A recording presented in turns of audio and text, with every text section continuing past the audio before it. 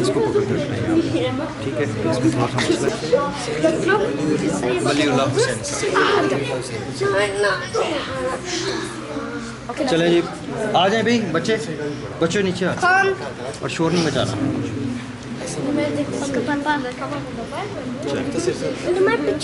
تعارف انشاءاللہ جی بالکل ہمارے جیسے آپ لوگوں کو اطلاع ملی ہے اور مفتی سے ہمارا تعارف ہوا اور فیصل بھائی نے مجھ سے درخواست کی کہ میں تھوڑا سا تعارف کرا دوں، تو یہ ہمارے جو بزرگ ہیں سید ولی اللہ حسینی، یہ سعودی عرب میں مقیم ہیں، 30 سال سے مقیم تھے جدہ میں، اور ماشاءاللہ ان کا انجینئر ہے اور احسن العلوم جو مدرسہ ہے کراچی میں، وہاں سے انہوں نے پڑھائی بھی کی ہے، فارغ ہے وہاں سے، اور ماشاءاللہ بات کریں گے انشاءاللہ، خاص کرتے کہ انشاءاللہ تشریف رکھیں اور انشاءاللہ۔ اچھا تلاوت کے لیے جو ہے وہ محمد ایان تلاوت شروع کر لیں، محمد ایان صاحب تلاوت کریں گے۔ آج محمد ایان صاحب انشاءاللہ تلاوت فرمائیں گے انشاءاللہ۔ چلیں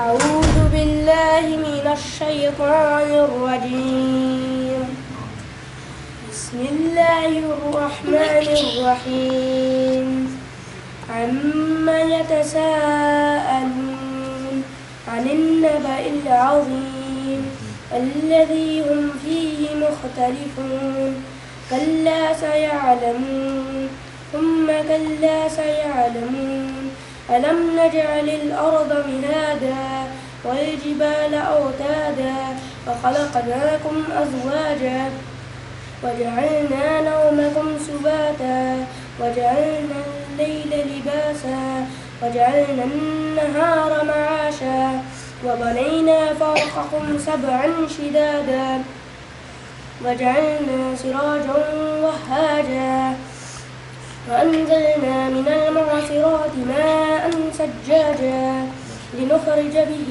حبا ونباتا وجنات ألفافا إن يوم الفصل كان ميقاتا يوم ينفخ في الصور فتأتون أفواجا وفتحت السماء فكانت أبوابا وسيرت الجبال فكانت سرابا صدق الله العظيم.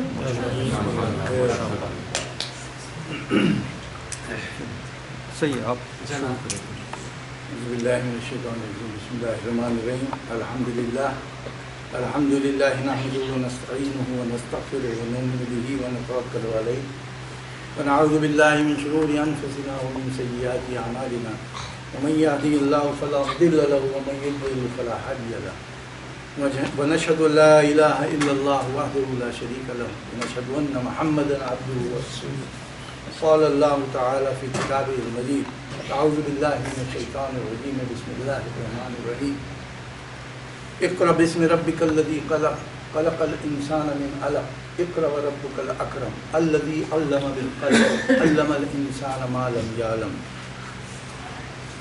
پڑھو، ترجمہ ہے پڑھو اے نبی اپنے رب کے نام سے جس نے ساری چیزوں کو پیدا کیا، اس نے انسان کو جمے ہوئے خون سے بنایا، پڑھو اور تمہارا رب بڑا کریم ہے۔ جس نے قلم کے ذریعے سے علم سکھایا، اس نے انسان کو وہ باتیں سکھائیں جو اس کو معلوم نہ تھیں۔ رب اشرح لی صدری ویسر لی امری واحلل عقدۃ من لسانی یفقهوا قولی اللهم ارنا الحق حقا وارزقنا اتباعه اللهم ارنا الباطل باطلا وارزقنا اجتنابه آمین یا رب العالمین۔ میرے ساتھیوں، میرے بزرگوں، آپ میں سے بہت سارے ایسے ہیں جو مجھ سے زیادہ علم رکھتے ہیں۔ بہرحال مجھے حکم دیا گیا ہے یہاں کچھ آیات کچھ کلام آپ کے سامنے پیش کروں اللہ کا، تو میں اس کے لیے حاضر ہوا ہوں۔ اگر کوئی بات آپ کو سمجھ میں آئے تو آپ ضرور کیجیے گا درمیان میں۔ یہ محفل کو ہم کہتے ہیں سیکھنے سکھانے والی، کہتے ہیں انسان قبر تک سیکھتا رہے، چاہے کتنا بڑا بڑا علامہ بنا ہو سیکھ رہا ہے۔ تو ہم سب سیکھ رہے ہیں، کوئی کسی درجے میں کوئی کسی درجے میں، ایک دوسرے سے سیکھ رہے ہیں، اور یہ سیکھنا انشاءاللہ کہتے ہیں قبر تک جاری رہے۔ تھوڑا سا تعارف میں اضافہ کروں۔ میں NED انجینئرنگ کالج کراچی ہے، وہاں سے انجینئرنگ کر کے پھر جاپان فولاد کی ٹریننگ لینے چلا گیا تھا. فولاد اسپیشل فولاد جو نیوکلیئر پاور پلانٹ میں نیوکلیئر میں کام آتا ہے، ایٹم بم بنانے کی، اس میں ٹریننگ لی. اور اس کے بعد پھر پاکستان اور پھر وہاں سے اور سعودی عرب اور پھر دیگر ممالک جاپان میں ٹریننگ لی اور چلا گیا. الحمدللہ اللہ کا شکر ہے، اللہ تعالیٰ نے موقع دیے تو اس کا ان مواقع سے فائدہ اٹھایا. اللہ علم جو ہے وہ محدود نہیں ہے، علم دنیا میں پھیلا ہوا، اور علم تو مومن کی میراث. جہاں علم ہو رہا ہو، علم کی بات ہو رہی ہو، یہ مومن کے لیے ہے. مومن کی پہلی پرائورٹی مومن کی ہے کہ وہ اس علم کو حاصل کرے. ایک دین کا علم ہے، دنیا کا علم ہے، سارے علوم. الحمدللہ آپ کے سامنے جو آیات میں نے تلاوت کی تھی، دنیا میں اس سے بڑا انقلاب نہیں آیا جب یہ آیات نازل ہوئی ہیں. اس وقت جو انقلاب آیا ان آیات کی وجہ سے. یہ کلام پاک کی سب سے پہلی آیات ہیں جو رب کائنات نے انسانوں کے لیے دی. اور یہ آیات بینات رب کائنات جو تمام جہانوں کا پالنے والا ہے اس کی طرف سے آئیں. اور لے کر آنے والے کون تھے؟ فرشتوں میں سب سے بڑے فرشتے جبریل امین. اور یہ آیات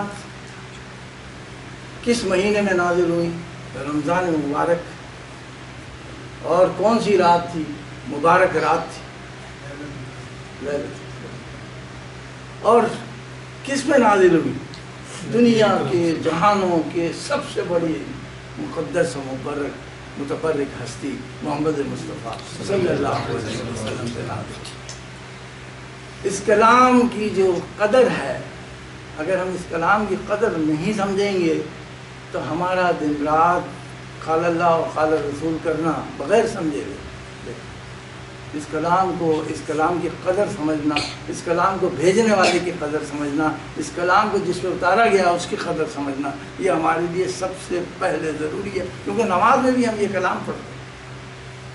تو یہ کلام نہیں سمجھیں گے، اس کو پڑھنا نہیں، اس کی قدر نہیں جانیں گے تو ہماری پھر نمازیں ویسی نمازیں نہیں ہیں، ہماری محنت ویسی محنت نہیں ہوگی. تو یہ اللہ کا کلام جو نازل ہوا، آپ دیکھیں اب اس کے اندر شروع کے، اب دیکھیں نا جیسے آپ شروع کرتے ہیں، شروع کی چیز سب سے اہم ہوتی ہے. اس کلام میں ان 5 آیات میں پیغام کیا ہے یہ سمجھنے کی ہم کوشش کرتے ہیں. دوبارہ میں اس کا ترجمہ پیش کرتا ہوں. اقرأ باسم ربک الذی خلق، پڑھو سے شروع ہوا ہے. یعنی ہمارا جو دین ہے، ہمارا جو یہ پڑھو سے شروع ہوا ہے. کتنی اہمیت ہے پڑھنے پڑھانے.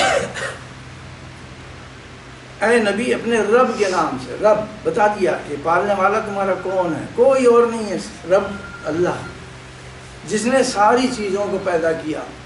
بس ڈکلیئر ہو گیا کہ رب کائنات نے تمام چیزوں کو پیدا کیا، وہی رب، وہی پالنے والا.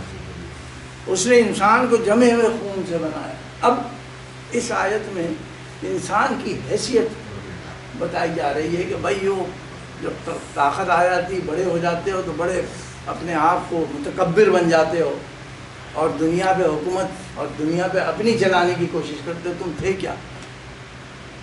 تمہاری حیثیت کیا ہے؟ اللہ تعالیٰ بتاتا ہے کہ اس نے انسان کو جمے ہوئے خون سے بنایا. ہم سب جانتے ہیں، بایولوجی سے تھوڑے بہت واقف ہیں، ہم نے اسکولوں میں پڑھا ہوا ہے. انسان کو جمے ہوئے خون سے بنایا. پھر آیت کا ترجمہ آ رہا ہے، اگلی پڑھو. دیکھیے 2 مرتبہ آ گیا، پہلے آیا پھر آیا. کتنی اہمیت ہے پڑھنے کی. اور تمہارا رب بڑا کریم ہے. مطلب پڑھنے سے کوئی نقصان نہیں ہوگا. رب جو ہے وہ کریم ہے. آپ کو پڑھیں، آپ سیکھیں، سکھائیں، آپ کو جو ملنا ہے وہ ملے گا، کیونکہ رب کریم ہے. آپ بھوکے کبھی نہیں رہیں گے. اور پھر اگلی دیکھیے آیت کا ترجمہ آ رہا ہے، جس نے قلم کے ذریعے سے علم سکھایا. قلم کی بات آ رہی ہے. یہ دیکھیے آپ 1400 سال سے زیادہ ہو گیا ہے، بات آ رہی ہے قلم. قلم کی کتنی اہمیت ہے کہ شروع کی آیات میں اللہ تعالیٰ قلم کا ذکر فرما رہے ہیں. بات آگے پڑھنے پڑھانے سیکھنے سکھانے علم کی اور قلم کی. جس نے قلم کے ذریعے سے علم سکھایا اور اس نے انسان کو وہ باتیں سکھائی جو اس کو معلوم نہ تھی۔ اب ان آیات سے ہمارے لیے پیغام یہ ہے کہ ہمارا کام یہ جو دین اللہ تعالیٰ نے اس دین جو ہے وہ بھیجا ہے، اس میں کام ہمارا یہ ہے کہ علم حاصل کریں، سیکھیں، سکھائیں اور دنیا میں ہم جو ہے وہ روشنی پھیلائیں۔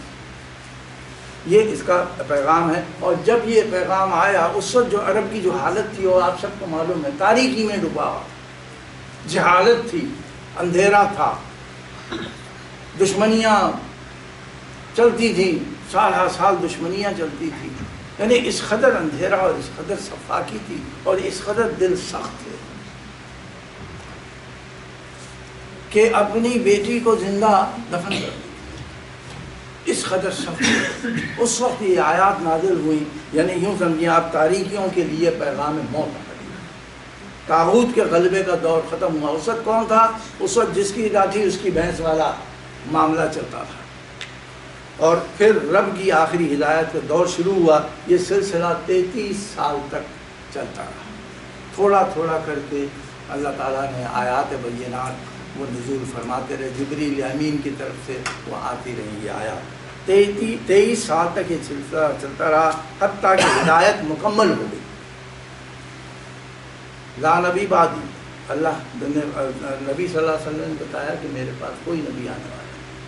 یہ ہدایت اور انسانیت کا نور جو ہے وہ 23 سال تک چلتا رہا، اور اس کے بعد پھر یہ ہدایت کا نزول کا سلسلہ ختم ہو گیا، حتیٰ کہ ہدایت مکمل ہو گئی اور انسانیت کو نور کا وہ خزانہ مل گیا جس کی روشنی تا حیات قائم رہے گی۔ اب میں آپ کو انہی آیات کی تھوڑی سی دوسرے آیات سے، کلام پاک میں آیات جو ہے وہ ایک دوسرے کے تشریح کرتے ہیں۔ اب آئیے آپ یہ کیا فرمایا کہ یہاں پہ جس کی روشنی تا حیات قائم رہی، یعنی انسانیت کو یہ سلسلہ 23 سال تک ختم رہا۔ اب کون سی آیت آ رہی ہے آپ دیکھیں، فرمایا یہ سورہ مائدہ کی آیت ہے، الیوم اکملت لکم دینکم واتممت علیکم نعمتی ورضیت لکم الاسلام دینا۔ یہ سورہ المائدہ کی آیت ہے، آج میں نے تمہارے دین کو تمہارے لیے مکمل کر دیا ہے۔ نو نیو ورلڈ آرڈر، آج جو چلاتے ہیں نا ورلڈ آرڈر، نو نیو ورلڈ آرڈر، یہ ہمارے لیے آج میں نے تمہارے دین کو تمہارے لیے مکمل کر دیا۔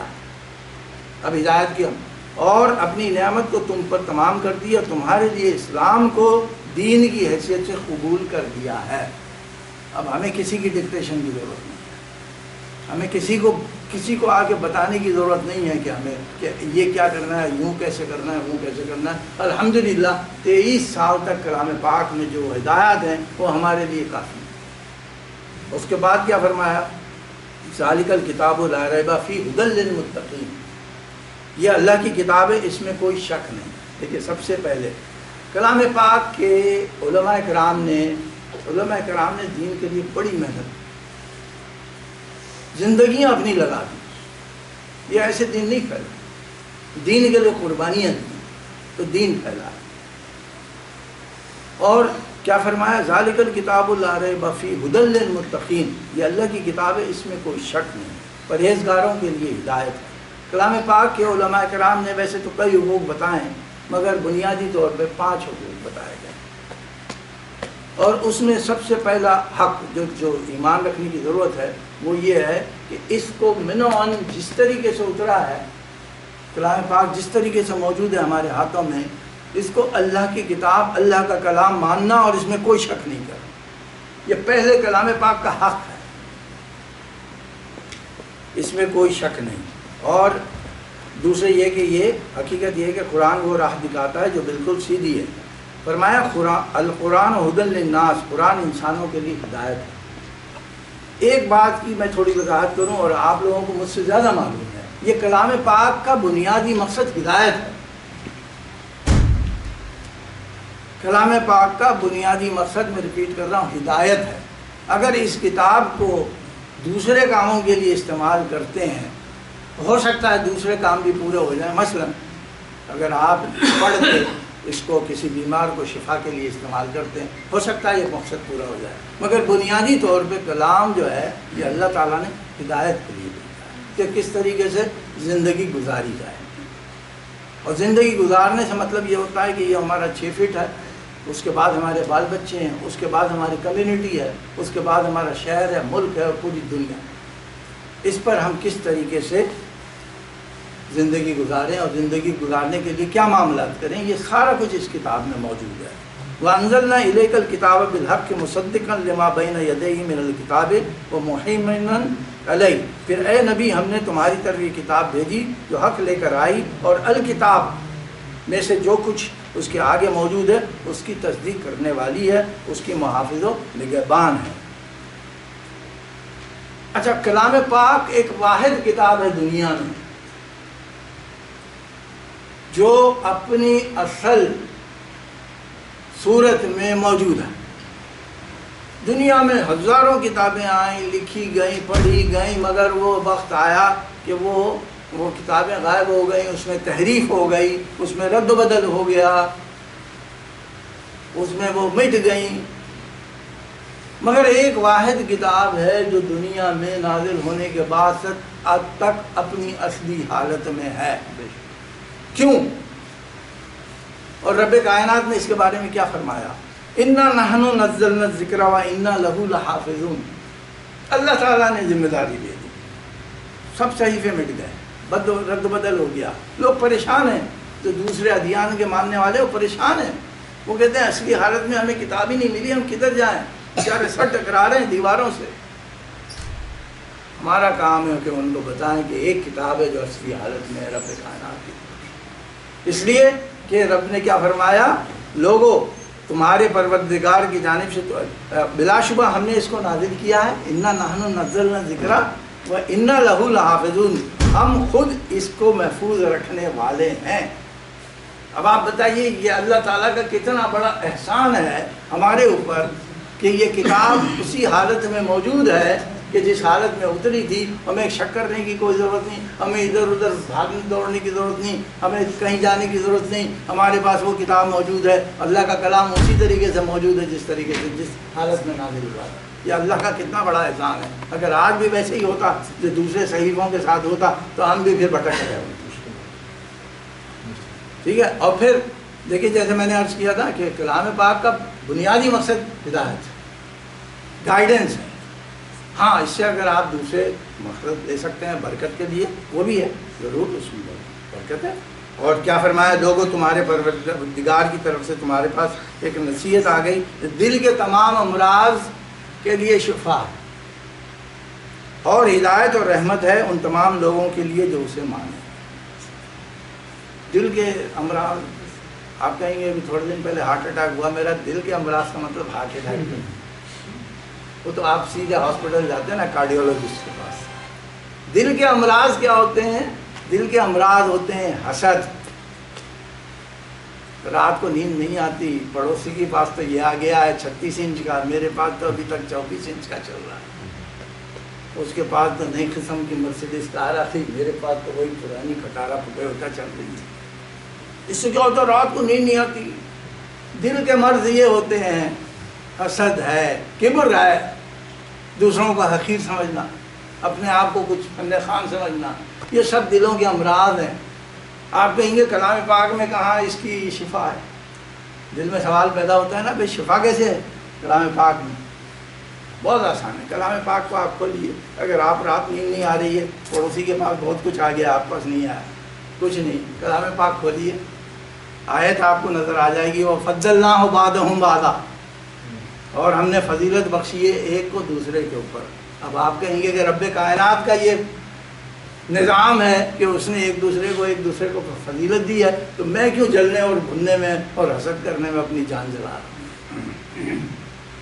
اس کے بعد آپ کے سامنے آیت آئے گی کہ جو ہے ہم جس کو چاہتے ہیں بے حساب دیتے ہیں۔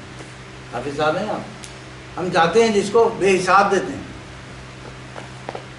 یرزق من یشاء بغیر حساب۔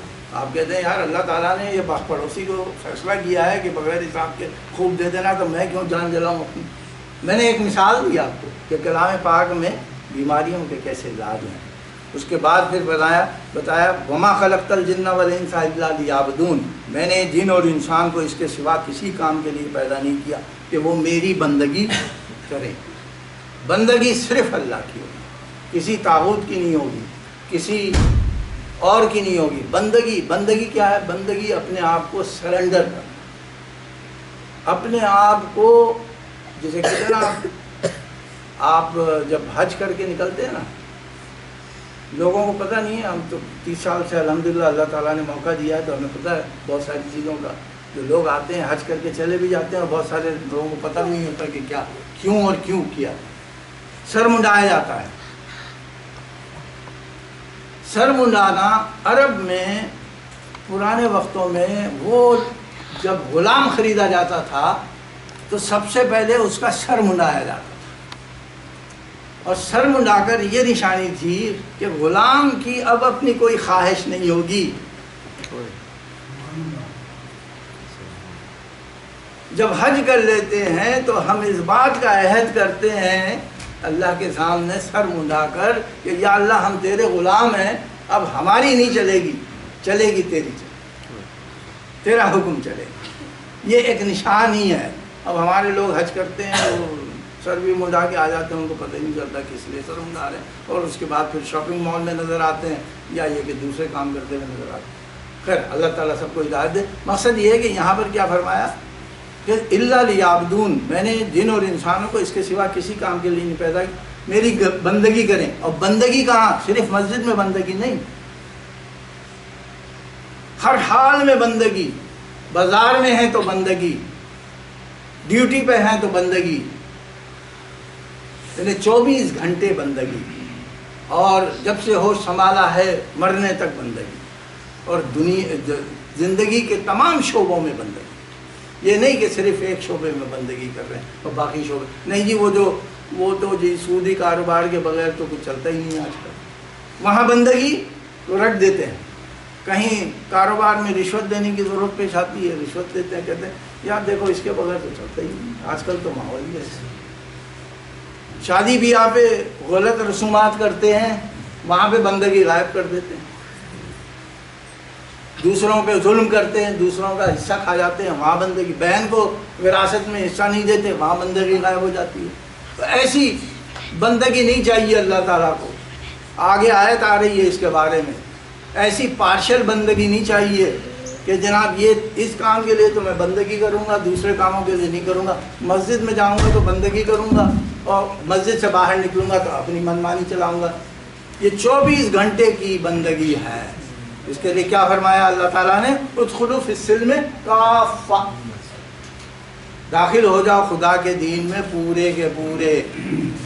تیتر بٹیر نہیں چلے گا، آدھا تیتر آدھا بٹیر نہیں چلے گا۔ جو چیز مجھے پسند آتی ہے وہ میں کروں گا، باقی یہ کہ باقی مولوی صاحب کے لیے چھوڑ رہا ہوں، ایسا نہیں چلے گا۔ اگر مومن ہو، مسلمان ہو، تو پوری زندگی کو اللہ تعالیٰ کے احکامات، کلام پاک اور سنت کے مطابق گزارنے پڑیں گے۔ یہ ہے بندگی۔ ادخلوا فی السلم کافہ، داخل ہو جاؤ خدا کے دین میں پورے کے پورے۔ اب اللہ تعالیٰ نے جو لوگ دین میں داخل ہو گئے ان کے لیے کیا فرمایا؟ فرمایا کنتم خیر امۃ اخرجت للناس تأمرون بالمعروف وتنہون عن المنکر وتؤمنون باللہ۔ سورہ آل عمران کی آیت ہے یہ۔ اب دنیا میں وہ بہترین قوم گروہ تم ہو، یہ اللہ تعالیٰ فرماتا ہے ایمان لانے والوں کے لیے کہ تم بہترین قوم۔ آج ہم اتنے انفیریٹی کمپلیکس میں چلے گئے ہیں کہ ہمارے اوپر جو ہے وہ ہر قوم جو ہے ہمیں کھانے کے لیے بیٹھی ہوئی ہے، اور اللہ نے تو ہمارا مقام کیا بنایا تھا کہ تم بہترین قوم ہو۔ اب دنیا میں وہ بہترین گروہ تم ہو جسے انسانوں کی ہدایت اور اصلاح کے لیے میدان میں لایا گیا۔ دیکھیے آپ ان آیات پر غور کیجئے، یہ کسی اور کے لیے آیات نہیں ہے، جنوں کے لیے نہیں ہے، یہ ہم مسلمانوں کے لیے ہیں جو ایمان لائے ہیں۔ اللہ تعالیٰ فرماتا ہے اب دنیا میں وہ بہترین گروہ تم ہو جسے انسانوں کی ہدایت اور اصلاح کے لیے میدان میں لایا گیا ہے۔ ہمارے بھائی جو دین کا کام کر رہے ہیں، اور جو کام ہمیں بھی کرنا چاہیے، ہمیں بھی ان کا دست و بازو بننا چاہیے، یہ کس لیے کر رہے ہیں؟ یہ اسی لیے کر رہے ہیں کہ اللہ تعالیٰ نے کہا ہے بہترین گروہ تم ہو جو انسانوں کی ہدایت اور اصلاح کے لیے میدان میں لایا گیا ہو۔ تم نیکی کا حکم دیتے ہو، بدی سے روکتے ہو، اور اللہ پر ایمان رکھتے ہو۔ تو بھائیو یہ ہم سب کا کام ہے۔ یہ مولوی صاحب کا کام نہیں ہے، دین کی اشاعت صرف مولوی صاحب کا کام نہیں ہے، یہ ہم سب کا کام ہے۔ جو کلمہ پڑھتا ہے، جو اللہ پر ایمان رکھتا ہے، جو کتاب اللہ پہ ایمان رکھتا ہے، جو نبی کی سنت کو مانتا ہے، ان سب کا کام ہے جو کام ہمارے بھائی کر رہے ہیں۔ اور میں آپ کے سامنے ایک اور بات بھی بتا دوں کہ کلام پاک کی ہر آیت میں ہمارے لیے بہت بڑا پیغام ہے۔ ایک آیت ہے کلام پاک میں 3 مرتبہ آئی ہے، تھوڑی سی آخر میں تبدیلی کے ساتھ۔ هو الذی ارسل رسولہ بالہدی ودین الحق لیظہرہ علی الدین کلہ ولو کرہ المشرکون۔ اور اللہ ہی ہے جس نے اپنے رسول کو ہدایت اور دین حق کے ساتھ بھیجا تاکہ اسے پورے جین سے دین پر غالب کر دے۔ یہ بہت بڑا پیغام ہے ہمارے لیے۔ ہمارا دین اس وقت غالب ہونا چاہیے دنیا پر۔ دین غالب ہونے کا مطلب یہ ہے کہ ظلم کا نظام مٹنا چاہیے، عدل کا نظام قائم ہونا چاہیے۔ کلام پاک جمعہ خطبہ میں 1400 سال سے خطبہ ہو رہا ہے، جمعہ کا ایک آیت ضرور پڑھی جاتی ہے اور بہت ساری آیتیں پڑھی جاتی ہیں، مگر ایک آیت خلافت کے زمانے میں، خلافت راشدہ کے زمانے سے آج تک پڑھی جا رہی ہے۔ یہ ہماری بدقسمتی ہے کہ ہمیں عربی زبان نہیں آتی اور ہم ایسے سن لیتے ہیں۔ جی کون سی؟ عدل کے متعلق جو آیت ہے، عدل کے متعلق جو آیت ہے وہ ہر خطبے میں پڑھی جاتی ہے۔ اس کا مطلب یہ کہ کتنی اہمیت ہے۔ اور نبی پاک صلی اللہ علیہ وسلم نے بھی ظلم کا نظام ختم کیا تھا، عدل کا نظام قائم کیا تھا اور مدینہ کی ریاست بنائی تھی۔ مدینہ کی ریاست کی ممتاز حیثیت کیا تھی؟ عدل کا نظام تھا۔ اتنا عدل کا نظام تھا کہ کفار بھی، بعض عیسائی اور یہودی بھی کہتے تھے ہم اس بستی میں رہیں گے کیونکہ یہاں عدل کا نظام قائم ہے۔ تو عدل کا نظام قائم کرنا، ظلم کا نظام مٹانا، یہ ہمارا فرض ہے، ہمارا کام ہے جو ہم چھوڑے رہے۔ ہم اگر دین کو محدود کر دیں تو دین کو ہم صرف چند عقائد، چند عبادات تک محدود کر سکتے ہیں، مگر جو نبی پاک صلی اللہ علیہ وسلم کی اگر ہم سنت پہ عمل کریں گے کہ انہوں نے جو کام کیا ہوا ہے، نبی پاک صلی اللہ علیہ وسلم نے اپنی 63 سال کی زندگی میں جو کام کیا ہوا ہے وہ کام ہمیں کرنا ہے۔ ہمارے لیے مثال قائم کر کے گئے ہیں، تو انہوں نے مدینہ کی ریاست قائم کی اور اس ریاست میں عدل اور انصاف کا نظام تھا، اور یہ کام ہمیں کرنا ہے۔ پوری دنیا میں عدل اور انصاف کا نظام قائم کرنے کا کام ہمارا ہے۔ اور کیسے کریں گے؟ ہم کریں گے قرآن اور نبی پاک صلی اللہ علیہ وسلم کی سنت، یہ 2 چیزوں کو لے کر ہم کھڑے ہوں گے۔ پہلے اپنے 6 فٹ پہ نافذ کریں گے، پھر ہم اپنی کمیونٹی پہ نافذ کریں گے، پھر اگر ہمیں اس بات کا موقع ملے کہ دنیا میں اس کو نافذ کریں تو ہم دنیا میں بھی نافذ کریں گے۔ یہ ہمارا کام ہے، ہمیں پورے دنیا کو مدینے کی ریاست بنانا ہے۔ اور ایک آیت آپ کے سامنے میں 5 جو حقوق بتائے گئے ہیں کلام پاک کے، وہ میں مختصراً آپ کے سامنے بیان کر دیتا ہوں۔ پہلا حق میں نے بتایا کہ اس پہ یقین رکھا جائے کہ اس میں کوئی شک نہیں ہے، نمبر 1۔ نمبر 2، کلام پاک کو اس طرح پڑھا جائے جس طرح پڑھا جانا چاہیے۔ تجوید، اس کی قرأت، اس کی ادائیگی یہ ویسی ہونی چاہیے جس طرح اس کے رولز اور ریگولیشن بنا دیے گئے ہیں۔ میں 5 زبانیں جانتا ہوں جس میں جاپانی بھی ہے، مگر آپ یقین مانیں میں نے دیکھا کہ عربی زبان سے بہترین زبان کوئی نہیں۔ اس کے اندر قواعد و ضوابط ہے باقاعدہ، دوسرے زبانوں میں اتنے قواعد و ضوابط نہیں ہیں، ہوتے ہیں تھوڑے بہت، مگر عربی زبان پرفیکٹ زبان۔ کلام پاک کو اس طرح ادائیگی سے پڑھنا جس طریقے سے اس کا پڑھنا جانا چاہیے، جو اس کے رولز اینڈ ریگولیشن مقرر کر دیے ہیں۔ کلام پاک کا دوسرا حق ہے، اپنی مرضی سے نہیں پڑھا جا سکتا۔ کلام پاک کا تیسرا حق یہ ہے کہ اس کو پڑھ کر سمجھا جائے۔ اگر آپ اس کو صرف برکت کی کتاب تک محدود کر دیں گے، برکت ہو سکتا ہے آپ کو مل جائے، مگر اس کا جو مقصد ہے ہدایت، وہ اسی وقت ملے گا جب آپ اس کی آیات پہ غور و فکر کریں گے۔ ہمارے مفسرین نے زندگیاں لگا دی ہیں، اللہ تعالیٰ ان سب کے قبروں کو نور سے بھر دے جنہوں نے اپنی زندگیاں لگائی ہیں تفسیر لکھنے کے لیے کلام پاک۔ ان کی تفاسیر پڑھیں، خود غور کریں۔ جب تک غور نہیں کریں گے آپ پیغام نہیں سمجھیں گے۔ کلام پاک کے آیات سے بعض وقت، کلام پاک میں تو بعض وقت ہدایت کے بجائے گمراہی ہو جاتی ہے پڑھنے سے، کیونکہ اس کے آپ غور و فکر نہیں کرتے، اس کے کچھ اور معنی لے لیتے ہیں آپ آیات۔ تو اس لیے کلام پاک میں غور و فکر کرنا ضروری ہے۔ یہ کلام پاک کا تیسرا حق ہے۔ کلام پاک کا چوتھا حق ہے یہ ہے کہ کلام پاک میں جو کچھ بھی پڑھا، جو کچھ بھی سمجھا، اس کو نافذ کرنا، اس کو امپلیمنٹ کرنا۔ کہاں سے امپلیمنٹ کرنا؟ سب سے پہلے اپنے اوپر امپلیمنٹ کرنا، پھر اپنے خاندان پہ امپلیمنٹ کرنا، پھر اپنے کمیونٹی پہ امپلیمنٹ کرنا، نافذ کرنا۔ کلام پاک کو نافذ کرنا ہے کلام پاک کا چوتھا حق۔ اور کلام پاک کا پانچواں حق یہ ہے کہ جو کچھ بھی پڑھا، جو کچھ بھی سمجھا، جو کچھ بھی نافذ کیا ہے وہ دوسروں تک پہنچانا۔ آج میں آپ کا بہت مشکور ہوں کہ آپ نے مجھے یہ موقع دیا مجھے کہ میں کلام پاک کا پانچواں حق پورا کرنے کے لیے یہاں بیٹھا ہوں کہ کلام پاک کو جتنا بھی سمجھا ہے وہ دوسروں تک پہنچایا جائے۔ ہو سکتا ہے جیسے میں نے شروع میں کہا، آپ میں سے بہت سارے مجھ سے زیادہ جانتے ہوں، پر یہ کہ جب مجھے کہا گیا تو میں بات آپ کے سامنے پیش کر رہا ہوں۔ اور میں ایک چیز جو ہے سب سے وعید والی آخر میں کر دیتا ہوں کہ اس میں آیا ہے کتاب انزلناہ الیک مبارکا لیدبروا آیاتہ ولیتذکر اولو الالباب۔ اے پیغمبر، یہ قرآن برکت والی کتاب ہے جو ہم نے تمہاری طرف اتاری تاکہ لوگ اس کے آیتوں میں غور کریں۔ برکت والی کتاب ہے مگر غور کرنے کے لیے ہے، جو سمجھ بوجھ رکھتے ہیں۔ ظاہر ہے ہمیں بڑی سمجھ بوجھ ہے، اپنے کھانے پینے کا معاش کا کیسے انتظام کرتے ہیں، اتنی سمجھ بوجھ ہے نا ہمارے اندر۔ جب کلام پاک پڑھنے اور سمجھنے کی بات آتی ہے تو ہم کہتے ہیں وہ جی عربی نہیں آتی، وہ جی وہ ہمیں نہیں آتا، ہمارے پاس وقت نہیں ہے، اور یہ نہیں ہے، وہ نہیں ہے۔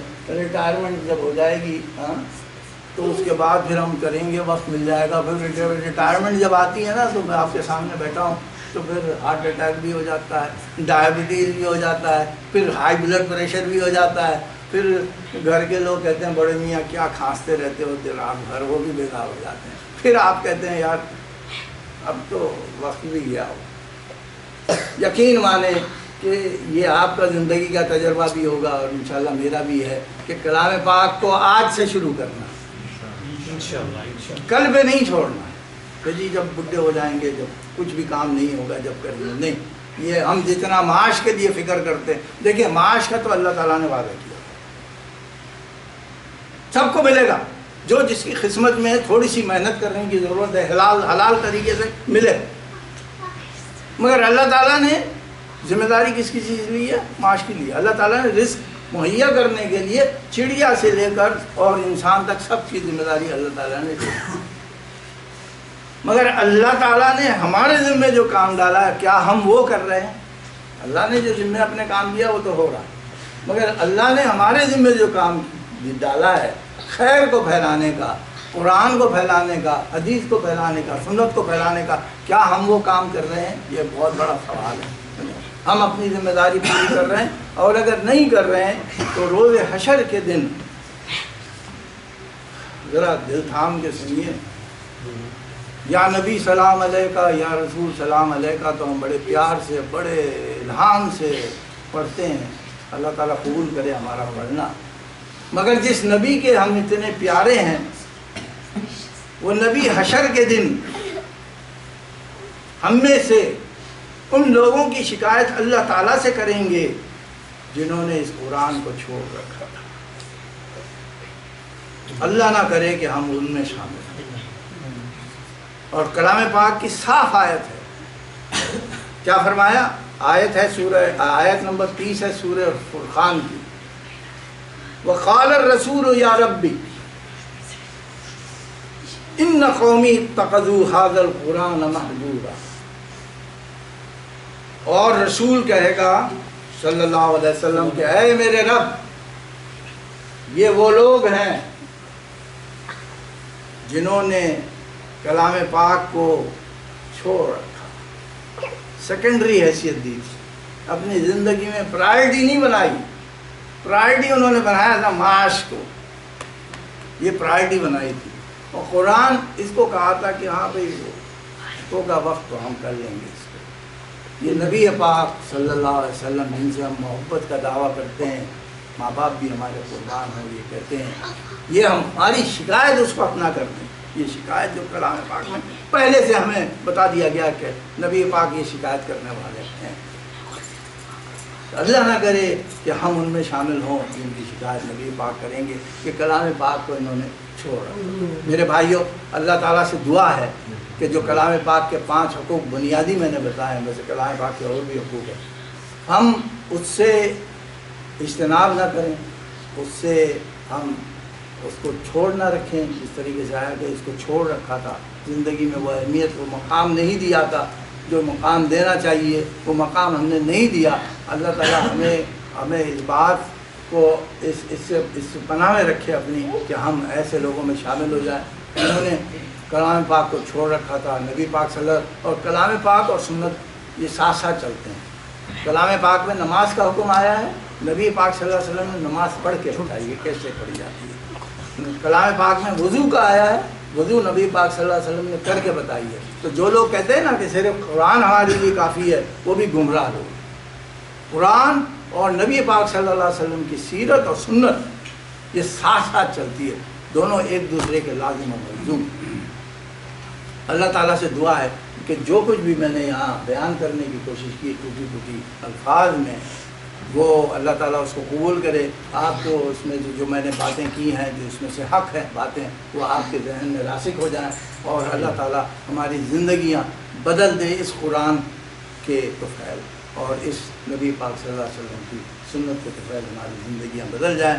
اور یہ بڑا مبارک موقع ہے کہ ہم میں سے جو لوگ اپنے بچوں کو کلام پاک بچپنے سے پڑھاتے ہیں، اس پہ وقت لگاتے ہیں اللہ تعالیٰ، اور جن کو حافظ بناتے ہیں، تو وہ ان کا تو وہ ہوگا حشر کے دن یہ ہوگا کہ پڑھتا جا اور اپنے درجات بلند کرتا جا. درجات بلند ہوتے جائیں گے جیسے جیسے کلام پاک پڑھتے جائیں گے.